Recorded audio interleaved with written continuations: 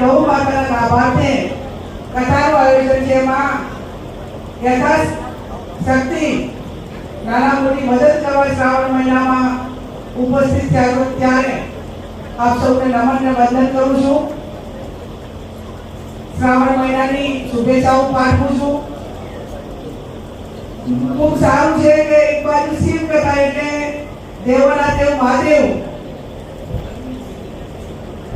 શિવનું નામ આવી જાય એટલે તમામ દેવોની કૃપા આપણા સૌના ઉપર આવી જાય।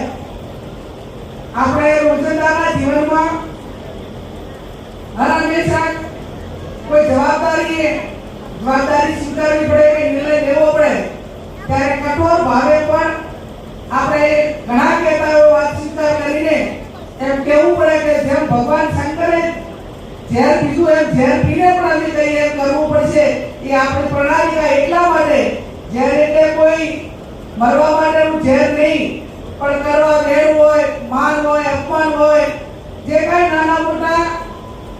નથી થઈ શકે એવું છતાં પણ ઘણાના હિતમાં કરવું પડે છે। એને વર્તમાન સમયમાં આપણે આ શબ્દનો ઉપયોગ કરીને સમાજમાં જે તે જગ્યાએ એક ભાઈચારાની ભાવના સચવાય અને ઘણાનું ભલું થાય એ પ્રણાલિકા આપણે કાયમી રહી છે। અને આજે શ્રાવણ મહિનામાં ગૌશાળા નિમિત્તે જ્યારે કથાનું આયોજન કર્યું છે ત્યારે મારો હંમેશા સ્વભાવ તારો પ્રેમ સ્નેહ અને લાગણી બચપણથી રહી છે। લોકસભામાં ગૌ માતાને રાષ્ટ્રીય માતાનો દરજ્જો મળે એ વાત પણ પહેલી વખત આ 75 વર્ષની અંદર સંસદના ગૃહમાં મુકાણી અને શંકરાચાર્યએ ટ્વીટ કર્યું, તમે બધાએ મને બનાસની કેવી બેનનું બિરુદ આપ્યું અને શંકરાચાર્યજીએ શાસ્ત્રીજી ગાયકી બહેન કેવી બેન એટલે ગાયકી બેન સાથે ટ્વીટ કરીને જ્યારે એક આસ્થા સાથે એમનો પોતાનો લગાવ્યો હોય ત્યારે હું ભગવાન પરમાત્માને પ્રાર્થના કરું અને મેં જે વાત મૂકી હતી માત્ર આસ્થા સાથે નહીં પણ તમામ એંગલથી કે ભાઈ એમના ઉપર જીએસટી લાગતું હોય, ગૌશાળા હોય તો એને સરકાર સબસિડી આપે, ગૌચરો છે તો કે પૂર્ણ કરાવે અને આ પ્રાણીની રક્ષા કરવા માટે આસ્થા સાથે મેડિકલ અને આરોગ્યની દ્રષ્ટિએ પણ ખૂબ જ જરૂરી છે। આ તમામ એંગલથી વાત કરીને જ્યારે સંસદમાં મૂકી ત્યારે અનેક સંસદ સભ્યોએ અભિનંદન આપ્યા અને હું તો એટલા સુધી કહું છું કે હું લોકસભા જીતી હોય અભિનંદન મળ્યા એ કદાચ બનાસકાંઠા ગુજરાતના મળ્યા છે, પણ ગૌ માતાની વાત મૂકી ત્યારે આખા ભારતમાંથી મને અભિનંદન